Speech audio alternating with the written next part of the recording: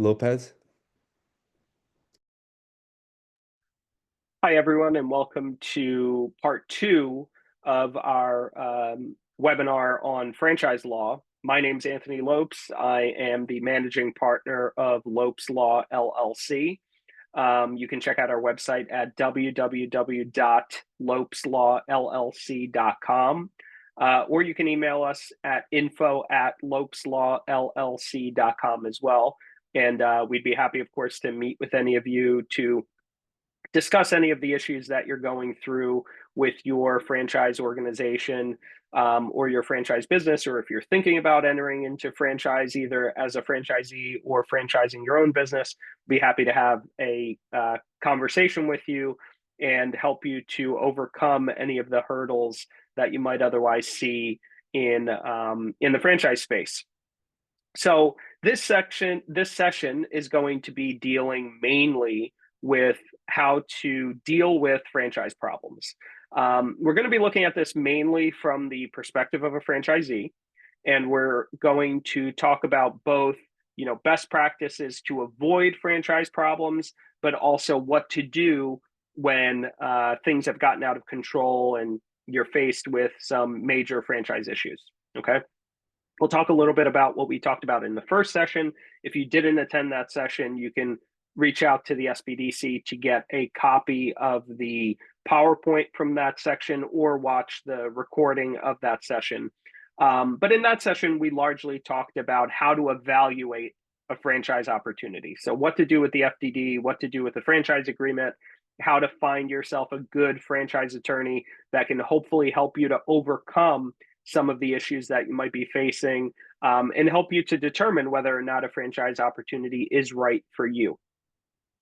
So in that session, we talked a lot about the financial things that you might see in an FDD. We talked about item 19. We talked about the various items in the franchise disclosure document that you might want to review, how to use that in preparation and in analysis of a franchise opportunity, but also how to deal with the process of evaluating the opportunity itself in tandem with your franchise attorney, whether that's us or somebody else, and what you need to be looking for to hopefully avoid problems. This session is a little bit more focused on what happens after you've executed that document and you're actually starting to operate the business. So in this particular session, we're going to focus on how to avoid those franchise problems and how to address them when they've unfortunately arisen in your franchise business. This is going to cover a lot of best practices, a lot of red flags, and a lot of dispute resolution strategies that we've developed at our law firm over the many years that we've been representing clients in the franchise space. From a best practices for compliance and management of the business standpoint, you really want to try to avoid as many franchise problems as possible, because if you have problems, if you let them linger, if you let them grow, inevitably they're going to become very large problems that are probably going to cost you a lot of money to fix. So if you nip them in the bud early, we can help to avoid not only the financial stress, but the emotional and physical stress of having to deal with a bad franchise system, a bad franchisor, franchise problems that arise because maybe you're having some cash flow issues, or your business is unfortunately in the red and not doing as well as you would hope that it would be doing at this point. Once you get to that phase where you're just losing a lot of money on a monthly basis and you can't seem to gain traction and regain your footing in the business, that's when the problems get really nasty. We have clients who do come to us when they have a bad franchisor, or when they're stuck in a situation where the franchise business isn't doing as well as they were hoping it would be. And unfortunately, at that point, we're playing catch up and we're trying to fix things that we maybe could have fixed a lot earlier. One of the key things that's going to help you from a best practices perspective in general is to, generally speaking, be open in communication with the franchisor. Don't try to reinvent the wheel. That's the whole point of you investing in a franchise system to begin with. So you want to be communicative with your franchisor, let them know what problems you're facing, what issues you're facing, and really try to get them involved in helping you to overcome the issues that arise that cause, again, a business to start to fail. And a lot of that can also be curbed by following the franchisor's system with strict adherence to their standards and to avoid compliance conflicts. Now, this is kind of a twofold issue. And what we mean here is part of the reason that you invested in a franchise to begin with is because the franchisor is supposed to have developed a system and a business that they basically hand you the playbook for, and you start operating that business in exchange for some royalties and some other fees that you pay to the franchisor, and then profit from running this system, and in some ways helping the franchisor to also continue to expand and grow their business. So if a franchisee is doing well, a franchisor is going to do well. Okay. But part of that only happens if you're in pretty strict adherence to the franchisor system. You invested in this system, you join the system, don't try to reinvent the system, at least not in the beginning, right? There may be issues with it. There may be things that, maybe you disagree with, but in the beginning, in the first, say, 3 years or so, that is not the time to start reinventing the wheel. So strict adherence to the franchisor standards is going to, generally speaking, put you on a path to being a little bit more successful, or at least having a higher likelihood of success. The other thing is that helps you to avoid conflict with the franchisor. Because if you're not in compliance with the system standards, if you've gone rogue and you're saying the franchisor doesn't know what they're talking about, I know what I'm talking about, I'm going to do things differently, you can be in potential breach of your franchise agreement, which would be a horrible position to start from. Okay. So generally speaking, we want to be following the franchisor's systems. We want to be adhering to what the franchisor has in place and trying to make that work. But part of that only works is if we're constantly in communication with the franchisor and saying, this is working, that isn't working, we need to fix this, what do you suggest? And then trying to implement what they suggest to you.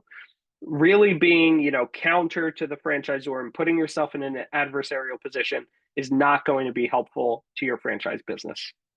Okay. The other thing is marketing, marketing, marketing. The franchise system, almost all systems, are going to have some level of national marketing that you're probably going to be paying a fee into, but also some requirement that you do significant local marketing. And that is something that you as the franchisee are going to have to invest in, but the franchisor should support you in. So generally speaking, you want to ask the franchisor what the options are for local marketing. Do they have materials? How much do those materials cost? You want to get your hands on those materials, and you want to hit the ground running with your marketing initiatives as early and often as possible. Generally speaking, that is also, from a best practices perspective, going to be directly aligned with whether or not you're successful in the business.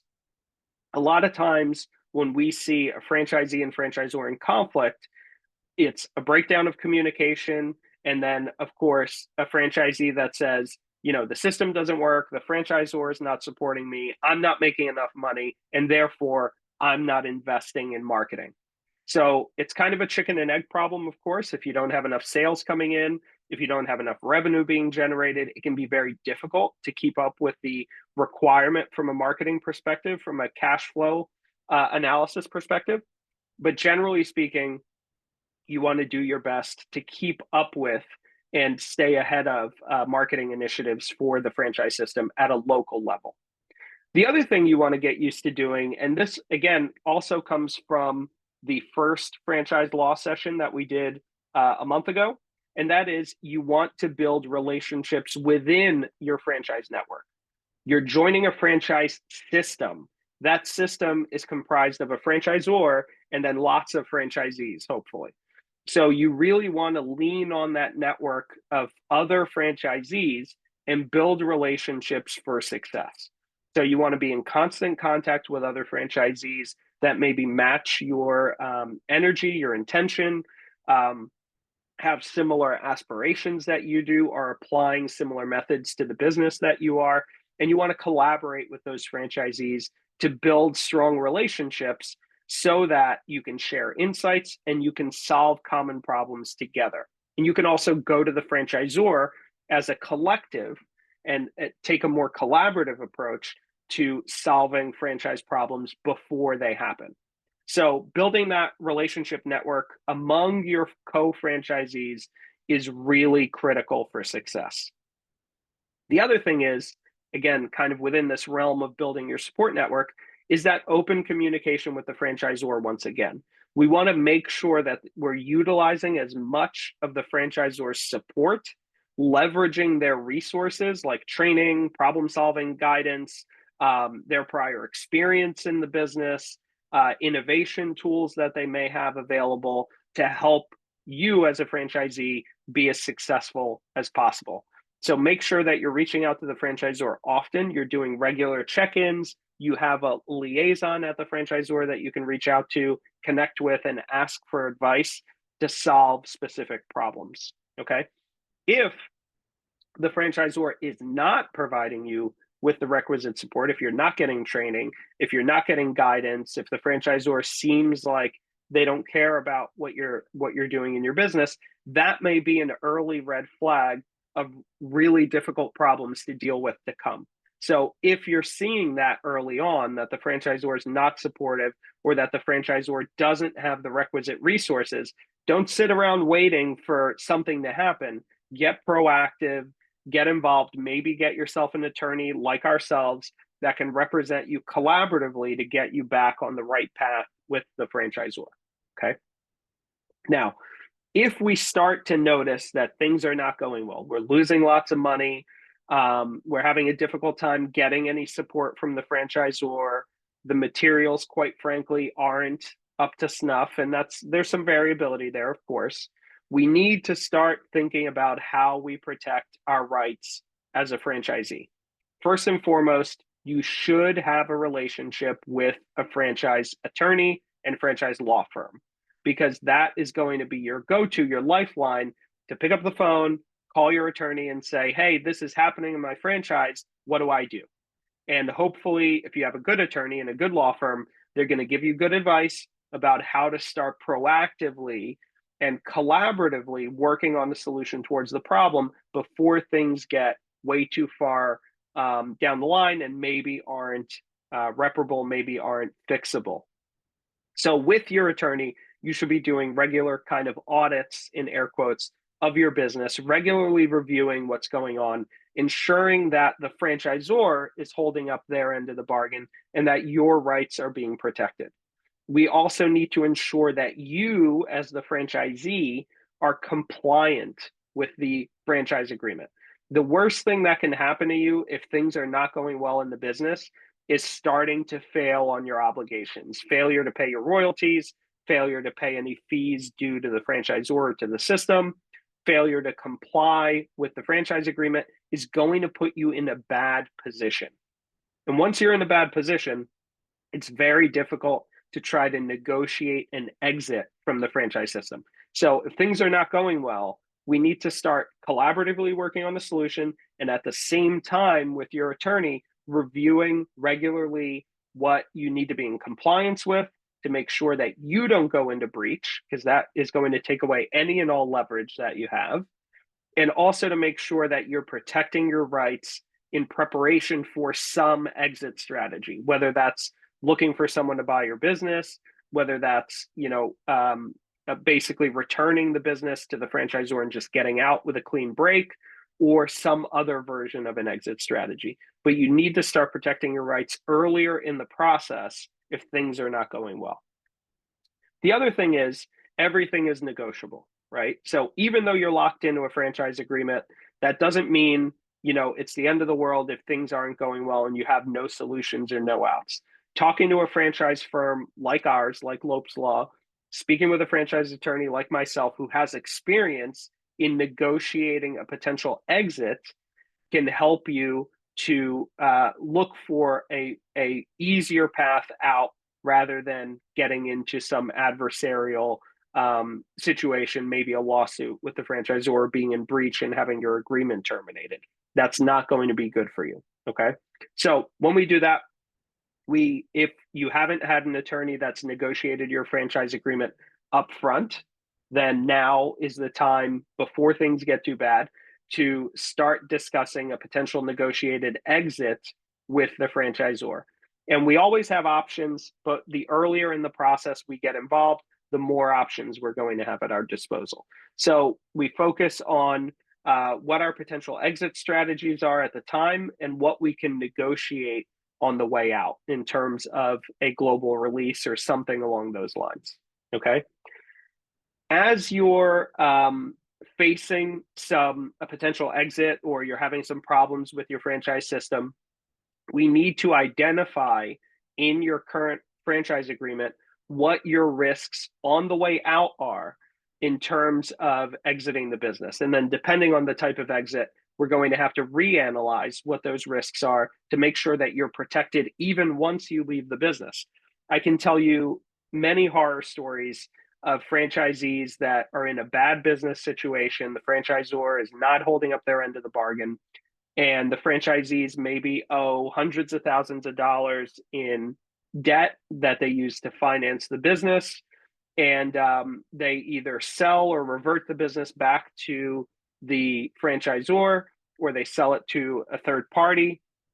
That third party doesn't pay the amounts that are owed, and the client, the franchisee, the original franchisee that thought they had gotten out of the business, finds out later that their representation was inadequate. They didn't have a good lawyer. They didn't have any lawyer, and they didn't negotiate the right provisions in those agreements to protect themselves against something like that. And they get an invoice, or they get a judgment against them because they didn't do their due diligence. So risk management, making sure that anything that you sign, you're aware of what you're signing, that you're legally compliant with any and all agreements, and that you're getting yourself as far away from this business on an exit is going to be critical in helping to protect yourself and avoid potential legal issues down the line.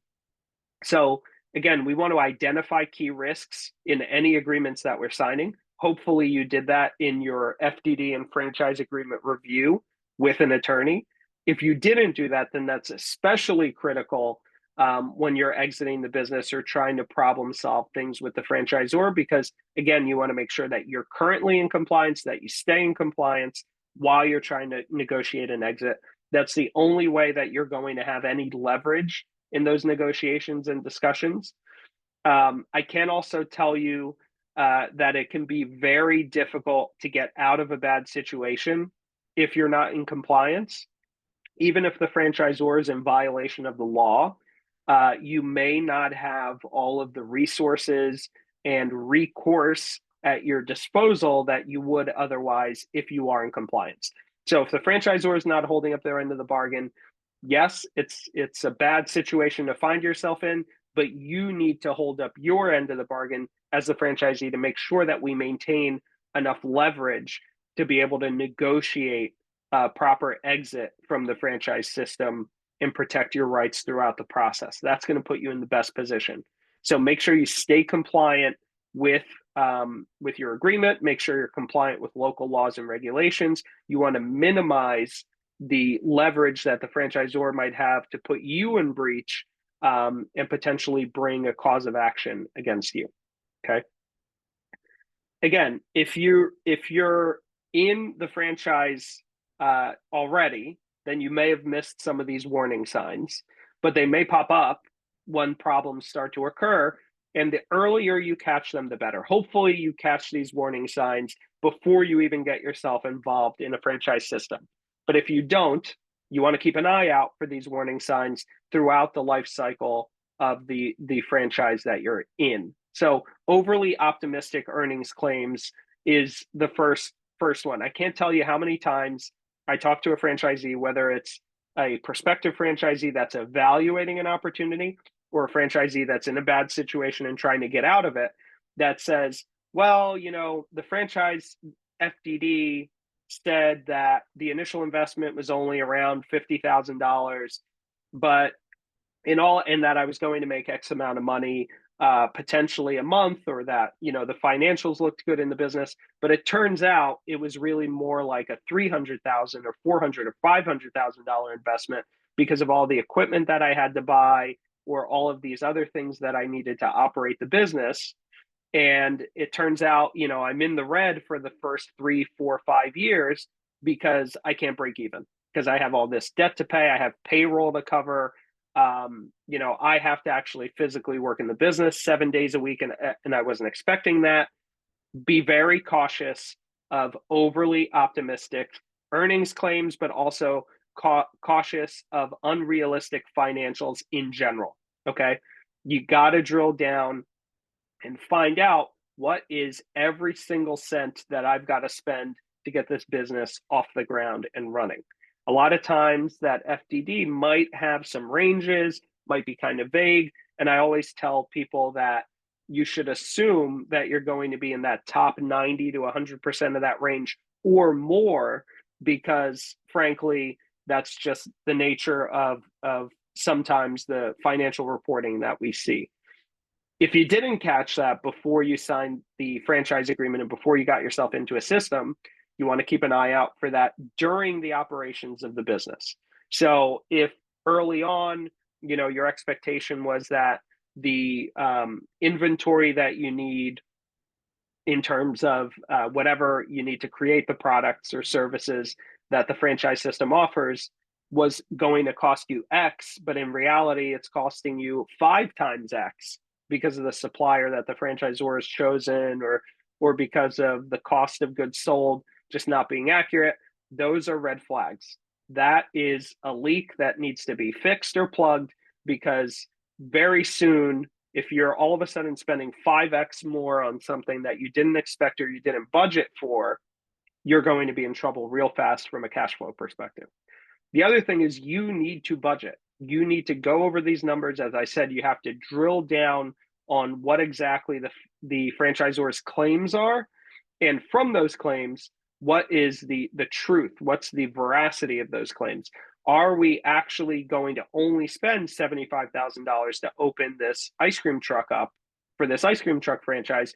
Or is the truck itself going to cost me $175,000 on a lease that the franchisor says is separate, but in fact, that is a monthly cost of owning and operating this franchisee unit, this business?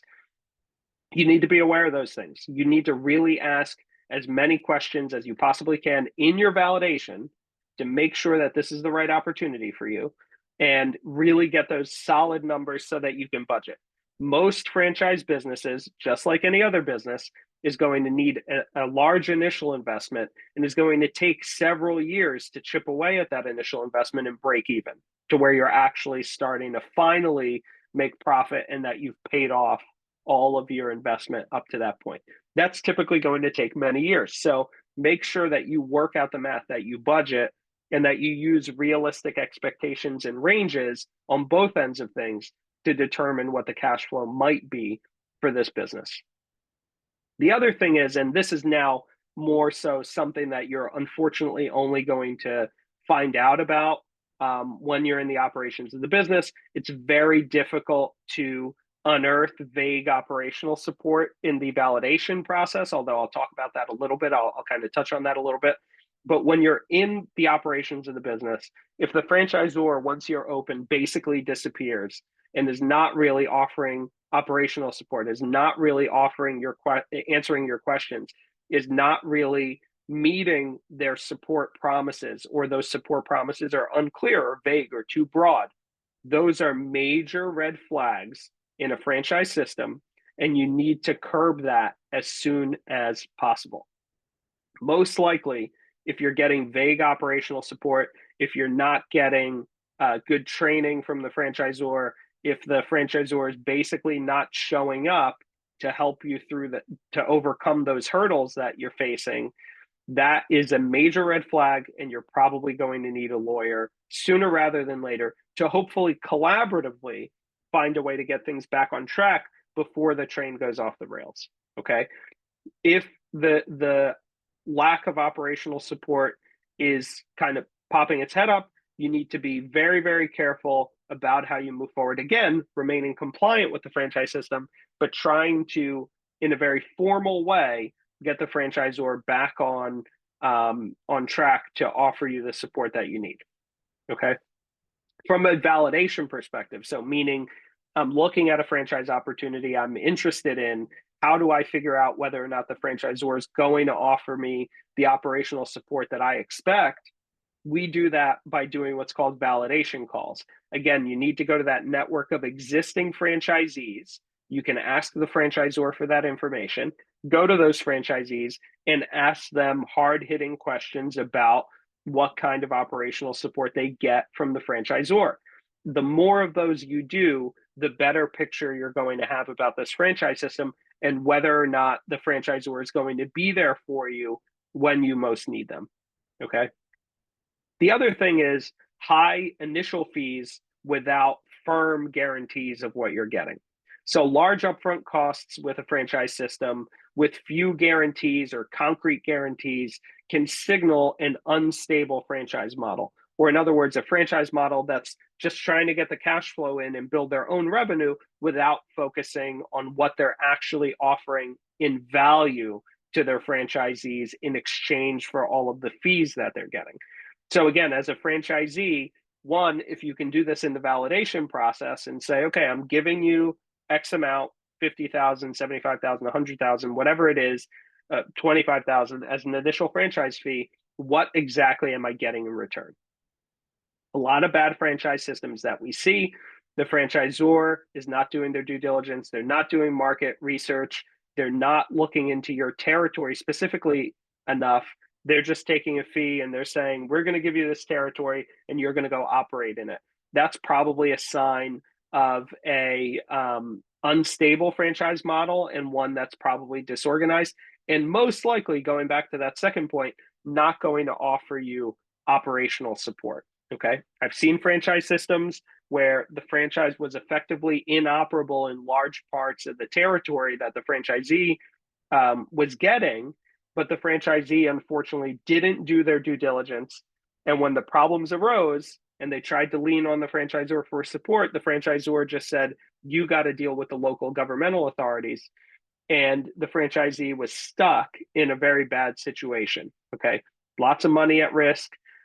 So you want to be very, very careful in doing your due diligence and making sure that you understand exactly what you're getting, exactly what you're buying, and what kind of support you're going to get from the franchisor. Again, a lot of these problems are avoidable if you catch them early on. So to recap, you want to be kind of reviewing your business as early and often as possible. That's good advice for any business owner, any entrepreneur, but especially for a franchisee. Don't just wait around for the franchisor to do audits, for the franchisor to offer you support. Get involved, open up the communication lines, make yourself, the franchisee that's always constantly calling the franchisor for support, doing your routine checks, building that network with other franchisees to solve problems as we go, earlier rather than later. If you're in a bad situation, the sooner you get yourself a franchise attorney, the better. So if anyone on this call is in a bad situation, again, email us at info@lopeslawllc.com. Look us up, reach out to us so that we can start trying to help you find a solution to fixing the problem. Most of these situations can either be remedied early on, or we can try to get you out of a bad situation as fast as possible. Okay. At this point, I'll open the floor for any questions. I think you have to put them either in the chat or in the Q&A. And if you do that, we can answer any questions that you might have.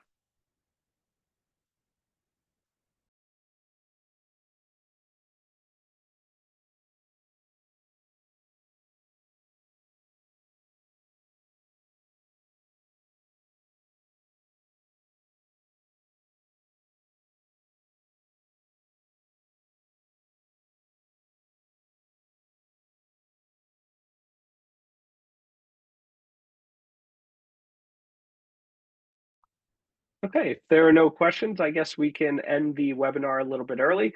Thank you all for joining. As they said, there is a form in the webinar chat for you to fill out for Temple SBDC, and we will make sure that you get a copy of the PowerPoint. And again, please reach out. We are happy to do free initial consultations or try to help you find the support